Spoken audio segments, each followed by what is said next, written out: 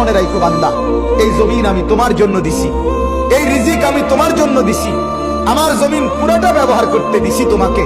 তুমি খাও, তুমি ঘুমাও, তুমি ব্যবহার করো, তুমি এখানে গাছ লাগাও, ঘর করো, ব্যবহার করো। শুধু একটা কথা মনে রাখো, ওয়া ইলাইহিন নুশুর, তোমাকে আমি আল্লাহর কাছে ফিরে আসতে হবে। শুধু এই কথাটা মনে রাখো। তোমাকে আমি লাগামহীন ছেড়ে দেই না। এত বড় পৃথিবীতে, এত বড় বিস্তীর্ণ জমিনে তুমি মনে করো না আমি তোমার এমনি ছেড়ে দিছি।